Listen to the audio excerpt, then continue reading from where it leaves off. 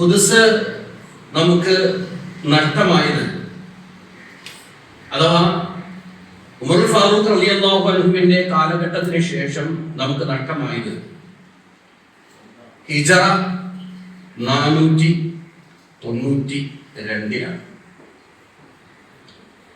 അന്ന് ഷെയ്ഖ് ജീലാനി തങ്ങൾക്ക് 22 വയസ്സ്.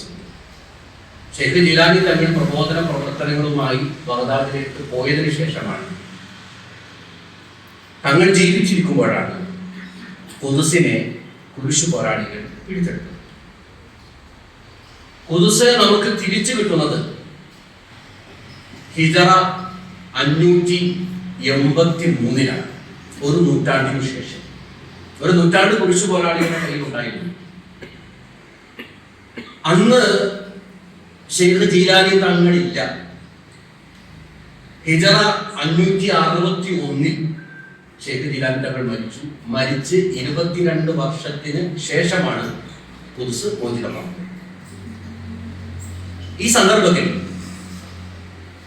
ഗസാലി ഇമാമും ഷെയ്ഖ് ജീലാനി തങ്ങളും ജീവിച്ചിരുന്ന ഒരു കാലഘട്ടത്തിൽ ഖുദ്സ് നമുക്ക് നഷ്ടപ്പെട്ടത്. അവർ അത് തിരിച്ചു പിടിക്കാൻ വല്ലതും ചെയ്തിരുന്നോ?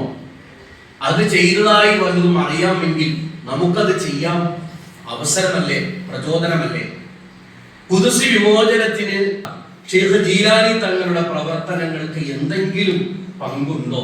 യഥാർത്ഥ വിമോചകൻ സലാഹുദ്ദീൻ അയ്യൂബി ആണെങ്കിലും ആ വിമോചനത്തിന് പശ്ചാത്തലമൊരുക്കാൻ ബഗ്ദാദിൽ നിന്നുകൊണ്ട് ഷെയ്ഖ് ജീലാനി തങ്ങൾക്ക് വല്ലതും കഴിയുമോ എന്നുള്ള അന്വേഷണമാണ്, എന്നുള്ളൊരു പഠനമാണ് അവതരിപ്പിക്കാൻ വേണ്ടി ആഗ്രഹിക്കുന്നത്. പ്രിയമുള്ളവരെ, ഈ പ്രഭാഷണം പരിപൂർണമായും കേൾക്കുവാൻ താഴെ കാണുന്ന ബെൽ ബട്ടൺ അമർത്തുക. ഫേസ്ബുക്കിൽ കാണുന്നവർ കമന്റ് ബോക്സിലെ ലിങ്കിൽ പ്രസ് ചെയ്യുക.